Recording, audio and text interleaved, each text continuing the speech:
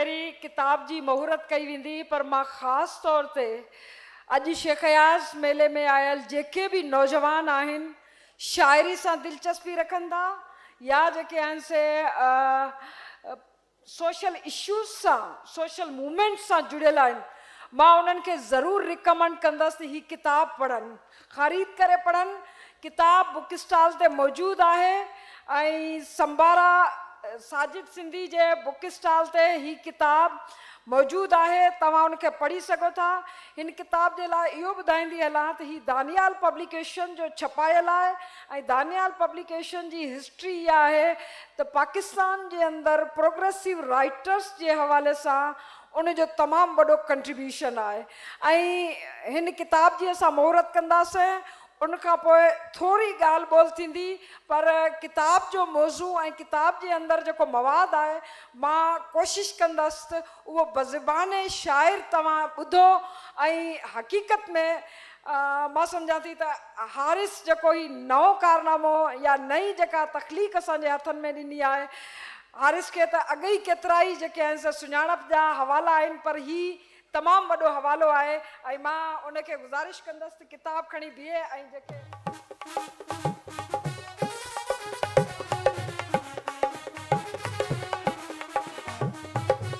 बहुत शुक्रिया। सबसे पहले तो मैं आपको खुशामदीद कहूँगी, और ये खाना बदोश भी आपके लिए नया नहीं है, और खाना बदोश में ख़ास तौर पर जो इसके महफिलों में आने वाले हैं वो आपको यहाँ पे सुनते रहें। लेकिन आज हम आपको जो है जिस किताब के हवाले से हैरान सरे बाज़ार, इसके हवाले से कुछ बातचीत होगी, लेकिन मैं अपने जो यहाँ पर ऑडियंस बैठी हुई है, ऑडियंस को बताना चाहूँगी कि हारिस खलीक की शख्सियत के बहुत ज़्यादा पहचान के पहलू हैं कि बंदा परेशान हो जाए कि उनको किस नाम से बुलाया जाए, किस हवाले से बुलाया जाए, क्योंकि सारे हवाले ही मोतबर हैं। और सारे हवालों में मैं अगर गिनवाना चाहूँ तो आप ना सिर्फ जो तरक्की पसंद मुसन्नफ़ीन हैं उनसे, और पाकिस्तान के अंदर तरक्की पसंदी की जो तहरीक है उनसे वाबस्ता हैं, आप इंसानी हुकूक की तहरीक से वाबस्ता रहे हैं, आप डेवलपमेंट सेक्टर में भी कभी बहुत बड़ा नाम रहे हैं, और इंसानी हुकूक की तहरीक से वाबस्तगी होने के साथ ख़ास तौर पर पाकिस्तान के अंदर जो समाजी तहरीकें हैं उनके साथ आप जुड़े हुए हैं। लेकिन जो इनका ज़्यादा जो हवाला है आज का, वो हवाला ये है कि आप नक्काद हैं, आप दानिश्वर हैं, और ख़ास तौर पर आप जो अंदर में शायराना जो दिल रखते हैं और जो शायरी की जो पहचान है वो सबसे ज़्यादा इसलिए भी जो काबिल फ़ख्र है कि आपकी शायरी जो है वो आम शायरी नहीं होगी। अगर आप उनकी नज़म को सुनेंगे तब भी आपको पता चलेगा कि हारिस क्या कहना चाह रहे हैं। और जिन लोगों ने कल की तकरीब में हारिस की तकरीर सुनी है तो वो समझ सकते हैं कि हारिस का मौजू क्या है। और हारिस आपसे बात करते हैं ख़ास तौर पर इस किताब के हवाले से। और मैं दोबारा से आपसे कहूँगी कि ये किताब एक ना सिर्फ पढ़ने जैसी है, ये किताब आपको बुक शेल्फ में रखने जैसी किताब है। और इस किताब के हवाले से हम बात करेंगे, और बात में ज़्यादा कुछ वो नहीं करूँगी, लेकिन थोड़ी बहुत जो है इस हवाले से बात होनी चाहिए, शायर की तख्लीकी जो सलाहियत है उस हवाले से। तख्लीकी सलाहियत के हवाले से हारिस आपके बहुत सारे हवाले मेरे जब मैं पढ़ती हूँ तो उसकी वैरायटी जो है कभी कभी मुझे परेशान करती है।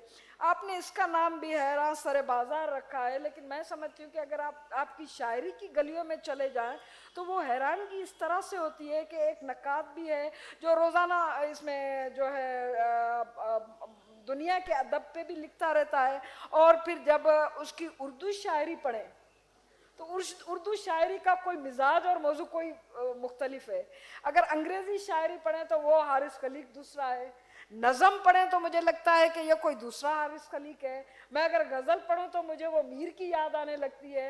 तो आप क्या समझते हैं कि आप अपनी पहचान के लिए किस हवाले को, किसको जो है आपको ज़्यादा खुशी होती है कि आपको नज़म का शायर कहा जाए, आपको गज़ल का शायर कहा जाए, आपको नक्काद कहा जाए, आपको दानिश्वर कहा जाए?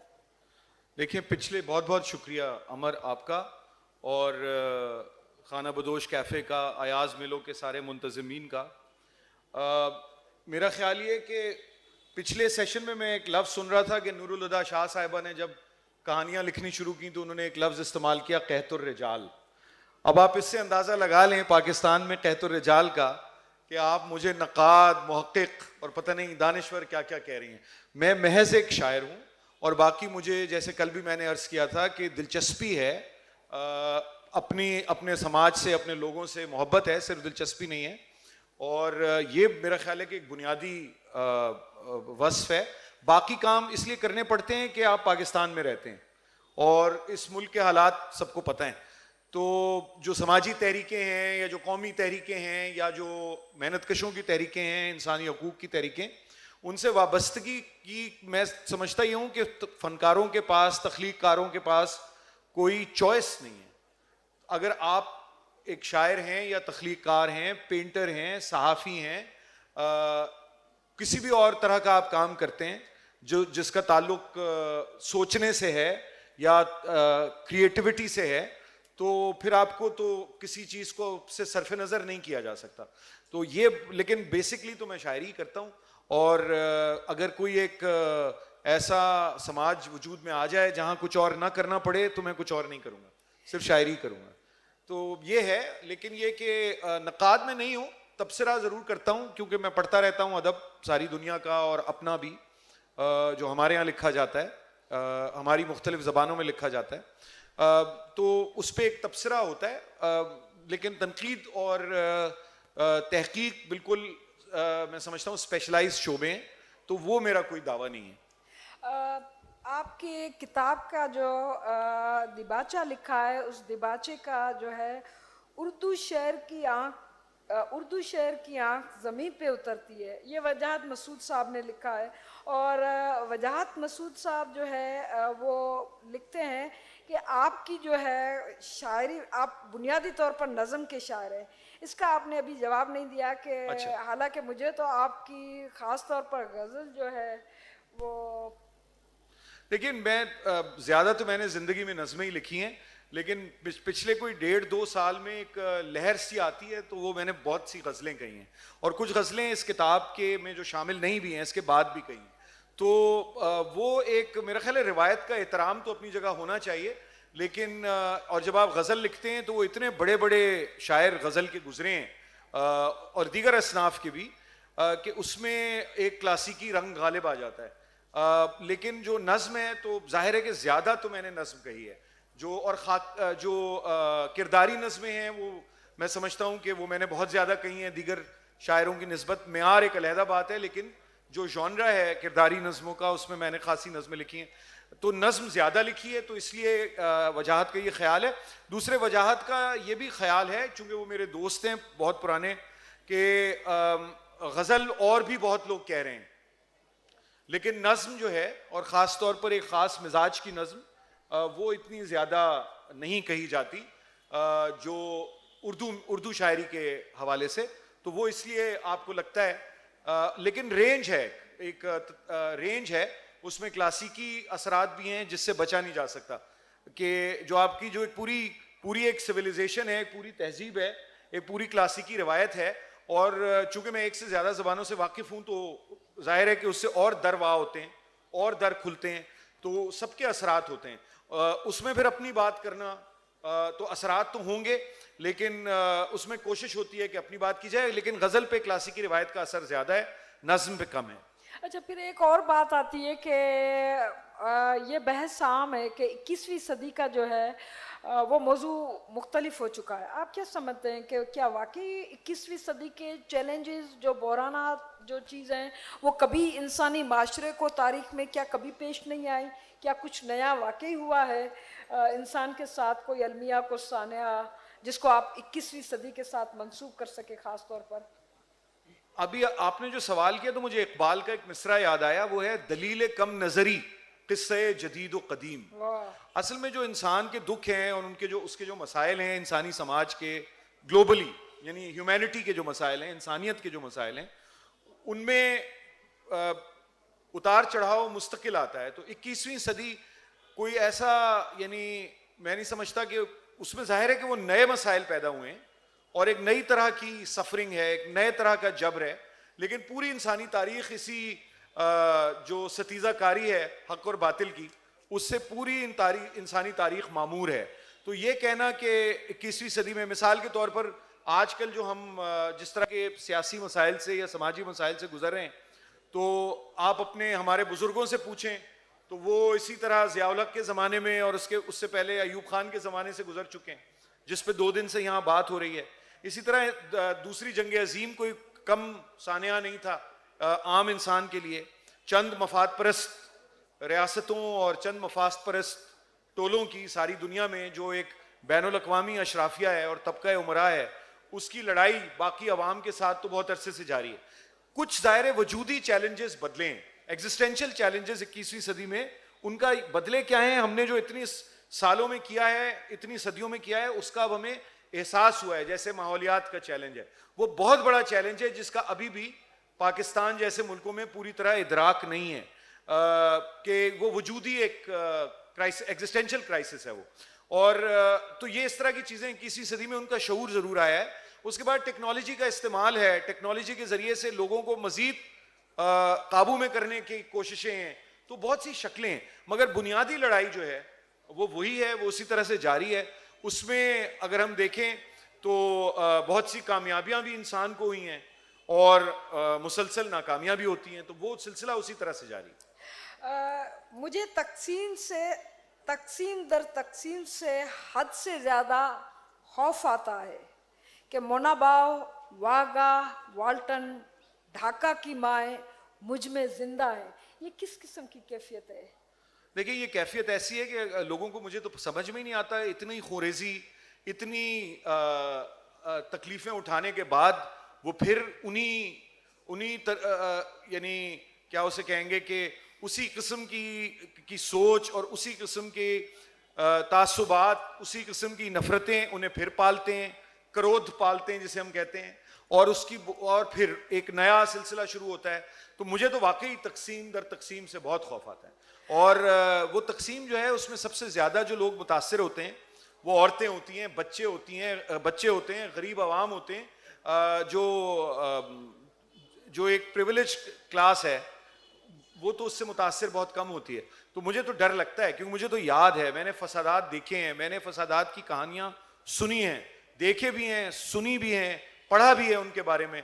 तो ये जो एक अमल है लोगों को में इफ्तराक पैदा करने का, निफाक पैदा करने का, उन्हें तोड़ने का, उन्हें अलहदा करने का, उनमें जो चीज़ें कॉमन हैं उन पर जोर देने के बजाय जो मुख्तलिफ हैं उन पर जोर देने का, तो इसके नताइज, और फिर जब उसके जो सियासी मफादात जब उनसे जुड़ जाते हैं तो उसके नताइज कभी अच्छे नहीं निकले इंसानियत के लिए। और मुझे नहीं समझ में आता कि हमारे खित्ते में, बर सग़ीर में, इतनी खुरेजी, इतनी तबाहकारी, इतनी इंतकाल आबादी, इतनी बर्बादी के बावजूद हमारे जो न सियासतदान हैं, न हमारे पॉलिसी साज फौजी इदारे हैं, न हमारे जो दानिश्वर हैं, उनको ये बात नहीं समझ में आती कि इसका नतीजा सिर्फ इंसान की मजीद बर्बादी और उसकी मजीद तकलीफ है। वैसे देखा जाए तो शायर जब अपने मौजू चुनता है तो आपकी नज़में भी हैं उन पे। मिसाल के तौर पर कुछ बहुत बड़े नाम हैं, शेख अयाज पर आपने नज़म लिखी है और हसरत मोहानी पे आपकी नज़म है, लेकिन साथ साथ कुछ ऐसी अक्सरियत है जो फेसलेस है, जो नेमलेस है, जो हमारे साथ जीती है, हमारे साथ जागती है, लेकिन उनका कोई नाम नहीं होता। आपने उनको नाम दे दिया है। आपने लिखा है रशीदा डोमनी पर, आपने लिखा एक किरदार लेकर आए सलामत माशकी का, ईश्वर कुमार का, खमीसो मल्लाह का, और आपने उस्मान मसीह की आखिरी सांस पे भी लिखा। ये किरदार आप, ये मेरे ख्याल में ये इससे पहले कुछ तो ज़रूर गुजरे हैं, लेकिन जदीद शायरी के अंदर मुझे बहुत कम नज़र आया है। लेकिन हारिस, आपने वाकई इनको लाजवाल बना दिया है। तो आप थोड़ा सा इनके बारे में बताएंगे और फिर मैं थोड़ी सी ज़रूर यहाँ पर बैठने का वो जो है लेते हुए आपसे ज़रूर गुजारिश करूंगी कि कुछ मेरी पसंद की नज़म भी ज़रूर सुनाएंगे, लेकिन पहले कि आपने उन किरदारों के साथ इन किरदारों को अपनी नज़म का एक लाजवाब हिस्सा बनाया है, वो किस तरह से? देखिए, ये जो बात होती है ना कि जैसे आपने बात की, वो इशारा कर रहे हैं कि 10 मिनट में मैं वाइंड अप करना, तो जो मैं आपसे अर्ज करूं कि ये जो जितने ये किरदारी नज़में हैं, जो जो इसमें मार्फा की शायरी इसको कहते हैं, जिसमें आप एक नाम कायम कर देते हैं, उन्वान कायम करते हैं नाम से, वो नाम बस गैब से ही आते हैं, मतलब वैसे ही चलते फिरते वो नाम आ जाते हैं। तो उसमें माशकी का किरदार, या इससे पहले भी मैं मुसल्ली और मुख्तलिफ कैरेक्टर्स पे नज़में लिख चुका हूँ, रिक्शे वालों पर, इधर उधर आवारा नौजवानों पर। पिछली किताबों में इस तरह की बहुत सी नज़में मौजूद हैं। साबरा नौरीन इसमें एक नज़म है, जो घर में काम करने वाली एक लड़की है। तो इनकी कोई वो यानी कोई आवाज़ या कोई शक्ल है नहीं, तो इनको आवाज़ और शक्ल देनी चाहिए। आपके इर्द गिर्द बहुत सी रशीदा डोमनियाँ हैं, बहुत सी साबरा नौरीन हैं, बहुत से नियामतुल्लाह सईद बंगश सिपाही हैं, जिनका उन फैसलों से कोई ताल्लुक नहीं होता जिस पर उन्हें अमल करना पड़ता है। आपके इर्द गिर्द बहुत से जो ऐसे किरदार हैं जिनकी, तो ये एक कोई मेरा ख्याल है शऊरी कोशिश नहीं है, लेकिन बस इस तरफ मैं चल पड़ा तो कुछ नज़में हो गई। और ये ज़रूरी है कि इन किरदारों को रिकग्नाइज किया जाए। अब आपसे जो है गुजारिश करूंगी कि शेख अयाज को जो आपने लिखा है उससे शुरुआत करें, और फिर रशीदा डोमनी, साबरा नौरीन और एक और नज़म। हमारे ये आपका मैं कितनी रफ्तार से पढ़ूं, क्योंकि ये नहीं, हो जाएगा अच्छा। इतनी हम भी एक मुख्तसर सी नज़में हैं इसमें पाबंद। ठीक है, या फिर आपने उससे जो नहीं, मैं सुनाता हूँ। अयाज मेलो है तो शेख अयाज की नज़म से शुरू करते हैं बात। ये एक छोटी सी नज़म है, ट्रिब्यूट है शेख अयाज को। खुशा वो शोले तख्लीक वाह जिसकी ऊंची लौ, वाह वाह, खुशा वो शोले तख्लीक जिसकी ऊंची लौ, किस एहतमाम से रुखसार सुर्ख करती थी, किस एहतमाम से रुखसार सुर्ख करती थी, शऊर जात को महमेज देती जाती थी, वाह वाह वाह, फकीर शहर की ललकार सुर्ख करती थी। शऊर जात को महमेज देती जाती थी, फकीर शहर की ललकार सुर्ख करती थी। दरीदा दिल हों, दरीदा जिगर, दरीदा बदन, वाह वाह, दरीदा दिल हों, दरीदा जिगर, दरीदा बदन, लहू से जुर्रत इजहार सुर्ख करती थी। खुशा वो शोले तख्लीक जिसकी ऊंची लौ, किसे तमाम से रुखसार सुर्ख करती थी। वाह वाह वाह वाह, इस नज्म का उन्वान है रशीदा डोमनी। सही हाँ, आपने जो पहले कहा, ठीक ठीक ठीक ठीक। रशीदा डोमनी, डोमनी दोस्तों को पता है ना यहाँ पे? गाने, हाँ, गाने बजाने वाली जो खवातीन हैं, उनको नॉच गर्ल्स जिन्हें अंग्रेजी में कहते हैं, डोमनी, रशीदा डोमनी। रशीदा डोमनी भोपाल में पैदा हुई, लेकिन अदाएं, नाज नखरे, गायकी के गुर सभी लाहौर में सीखे। लड़कपन और जवानी अंतरे अस्थाई मुखड़े मुर्कियों की नजर कर दी। वाह वाह वाह, फिर सिवा इस पर ज़बां दानी, वाह, जिगर और दाग की गजलें हों या अख्तर पिया के गीत, इशारे और कनाए, रम्ज और मानी दिलों पर धीरे धीरे खुलते जाते। वाह, वो कभी मिसरे पलटती और कभी दो लख्त शेरों को सुरों से जोड़ देती। ठीक मखरज और गले का सोज बेपाया, फजा में कैफ की चिंगारियां सी फूटती और सुनने वालों के बदन ऐसे दहकते बाला खाना गर्म हो जाता। मोहल्ले की पुरानी नायनों और धोबनों से उसने बुनियादी सी पंजाबी तो सीखी, दस्तरस उस्ताद काले खान की सोहबत से आई। वाह वाह वाह। पोठवारी और पहाड़ी, लैंदे और माझे के सब लहजे समझती। शाम जब ढलती वो टप्पे, माहिए, दोहड़े, खनकती बोलियां और हौके भरती काफियां कुछ इस तरह गाती कि सांदल और नीली बार तक उड़ते परिंदों के परों में बिजलियां सी कौंध जाती। वाह घर कभी बीमार पड़ती, शहर का मौसम बदल जाता वाह वाह वाह। और उसको चाहने और सुनने वाले दाल सालन रोटियां खैरात करते। वाह वाह। जब तबीयत कुछ संभलती, सब्ज बुर्का ओढ़ कर वो पाक दामन बीबियों की कब्र पर जाती। वाह। रशीदा डोमनी गुजरी, रशीदा डोमनी गुजरी। पुरानी नायनों और धोबनों की बेटियों ने उसके चेहलम तक न कंघी की न चोहलें, आशिकों को दूर रखा। वाह वाह वाह। शहर में, वाह शहर में उस साल बारिश भी बहुत बरसी। वाह वाह। मियानी साहब और अतराफ के बूढ़े फकीर अब भी बताते हैं कि हाड़ और जेठ में इस डोमनी की कब्र पर एक फूल खिलता है। अगर उस फूल की पंखड़ी चबा लें, शायरों का फन, गुलूकारों का सीना बेकसों के दर्द से मामूर होता है, खुदा के इश्क की तासीर से पुरनूर होता है। वाह वाह। खुदा के इश्क की तासीर से पुरनूर होता है। वाह एक जी। अच्छा, मैं आपको सलामत माशकी, वो पहले मैं सुना चुका हूँ खाना बदोश में। हाँ, नहीं। सलामत माशकी, साबरा नौरीन। साबरा नौरीन। जी जी। अच्छा, इस क्योंकि नज़्म ये का वो किरदार हैं जो हमारे जी। आमने सामने है। फिर एक गजल भी सुना दूंगा आपको ताकि कुछ, जी जी क्योंकि हमारे गजल के शौकीन भी बैठे हुए हैं जी ना। बिल्कुल। 5 मिनट में 2 नज़में हो सकती हैं। 5 मिनट में हो सकता। साबरा नौरीन। निकलता कद था, रंगत सांवली थी, नक्श तीखे थे। निकलता कद था, रंगत सांवली थी, नक्श तीखे थे।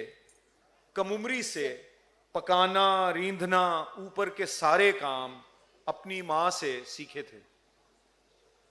ए लड़की, बन संवर के दूसरों के सामने आई तो दीदे फोड़ दूंगी, वाह और जो चौकीदार से मिल मिल के ठट्ठे मारते देखा तो कुत्ते छोड़ दूंगी। वाह। साबरा नौरीन 12 साल की थी जब जिया बेगम ने बर्तन मांजने, झाड़ू लगाने, इस्त्री करने उसे रोटी पे रखा था। कभी बंगले की ड्योढ़ी पार मत करना। जब आधी रात तक लोहे के जूने से पतीले मांजते रहने से पोरें सुर्ख हो जाती, अंगूठों उंगलियों पर वर्म आ जाता, उसे सब कहर लगता था। मजीद इस पर जो कच्ची नींद से उठकर सवेरे लॉन में झाड़ू लगाती, अपना होना जहर लगता था। ए लड़की, जूझ के झुंझला के कोई काम मत करना, नहुसत फैल जाती। जिया बेगम तिलावत करते करते सर उठाकर उससे कहती थी, यहां हर काम करने का तरीका है, पहनने ओढ़ने का भी सलीका है। पुराने खानदानी लोग हैं, बिजली से चलती इस्त्री हल्की से लगती है, रगड़कर टाइलों को चमचमाती, गुस्ल खाने साफ करती, हाथ धोती और सुलगते तमतमाते कोयलों से इस्त्री भरती, जो ढेरों ढेर कपड़े इस्त्री करती। थकन से जिंदगी हाथों से उसके छूटने लगती, कलाई टूटने लगती। वो तब रुकती सुलगते कोयले जब सर्द हो जाते। जिया बेगम की बेटी, जिया बेगम की बेटी अपने शौहर के लबों पर झुकते झुकते हंस के बोली, जानती हूं सब, जिसे तिरछी निगाहों से कभी तुम देखते थे अब नहीं है वो। बड़ी ही फाहिशा थी साबिरा नौरीन, अभी 19 की पूरी नहीं होगी कि अहमद ड्राइवर को वरगलाया, अपने चुंगल में फंसाया, कौन सा जादू चलाया। अब नहीं है वो। वाह वाह वाह वाह वाह वाह। एक नज्म आपको अगर आप इजाजत दें, जी जी जी। हमारे साईं अदल सुमरो ने यहाँ आने से पहले फरमाइश की थी कि ये जरूर सुना दूं। जी जी बिल्कुल। फिर एक गजल के चंद शेर और फिर ठीक। खत्म।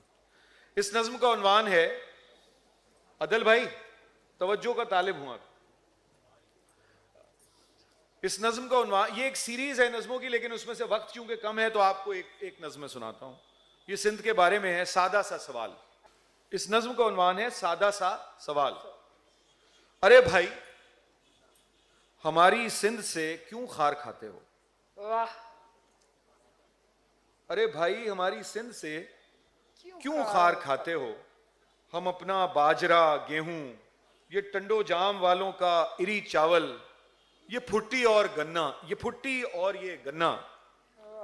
हम अपना बाजरा गेहूं, ये टंडो जाम वालों का इरी चावल, ये फुट्टी और ये गन्ना, खजूरें, सब्जियां, सिंधड़ी, ये सब खुद ही उगाते हैं। वाह। हमारी सुरमई झीलों में अब भी, हमारी सुरमई झीलों में अब भी रूस से मुर्गाबियां आकर ठहरती हैं। हमारे साहिलों के फैज से दुनिया तुम्हें नजदीक लगती है। हमारी सुरमई झीलों में अब भी रूस से मुर्गाबियां आकर ठहरती हैं। हमारे साहिलों के फैज से दुनिया तुम्हें नजदीक लगती है। हमारी रेत के नीचे दबा जो कोयला है, उससे बिजली घर चलाते हो। वाह। सुजावल वाह, वाह। और कादिरपुर की मिट्टी से निकली गैस से चूल्हे जलाते हो। कराची की दुकानों, बैंकों और कारखानों से निजामे जर सजाते हो। चलो सिंधु किनारे बैठ जाते हैं, तुम्हें पल्ला खिलाते हैं। हमें कुछ तो बताओ मसला क्या है, हमें तुम क्यों सताते हो? हमारे ज़र्फ को हर बार आखिर इस तरह क्यों आजमाते हो? वाह। आखिर में, अब गजल का वक्त नहीं है, मैं एक नज्म और सुना देता हूं अगर इजाजत है। जी जी जी। इस नज्म का उन्वान है गुमशुदा। गुमशुदा। जी जी जी। वो जब मुझसे मुखातिब हों तो कहते हैं, शाह साहब, वो जब मुझसे मुखातिब हों तो कहते हैं चलो हम मान लेते हैं। वो जब मुझसे मुखातिब हों तो कहते हैं चलो हम मान लेते हैं। मुहाजिर और पंजाबी या सिंधी हो, किसी को कुछ पता जिनका नहीं है, सरजनिश करने की खातिर घर उठाए हैं, छुपाकर पास रखे हैं। तुम्हें अच्छा नहीं लगता, मगर ये बात समझाओ, बलोचों और पश्तूनों से, गिलगित और बल्तिस्तान के इन बासियों से क्या ताल्लुक है? तुम्हारी क्या कराबत है? कभी सोचा कि अपनी मुमलिकत से बरसरे पैकार गद्दारों से रिश्ता जोड़ते हो और हमसे तोड़ते हो? मैं मुखातिब उनसे होता हूं, ये मुकालमा है। मैं मुखातिब उनसे होता हूं, बताता हूं मेरा अगर कोई रिश्ता है, शहीदों के अजादारों से रिश्ता है, वाह वाह। बगावत के अलमदारों से रिश्ता है। वाह। जबीने अपनी खम करने पे आमादा नहीं है जो, मेरा उन सब कलमकारों से रिश्ता है। वाह वाह। कभी जब कोई गुम होता है मुझको, अपनी नानी याद आती है। वाह। कभी जब कोई गुम होता है मुझको, अपनी नानी याद आती हैं। खला में घूरती वो मलगजी आंखें कि जिनमें मौत तक उस शाम का मंजर न धुंधलाया। वो अमृतसर का खून आशाम स्टेशन और एक बच्ची का गुम होना, मेरा आंखों में अटके सब जिगर पारों से रिश्ता है। कहीं के हों कहां भी हों, जो गुम है आज उनके सारे गमखारों से रिश्ता है। बहुत बहुत शुक्रिया।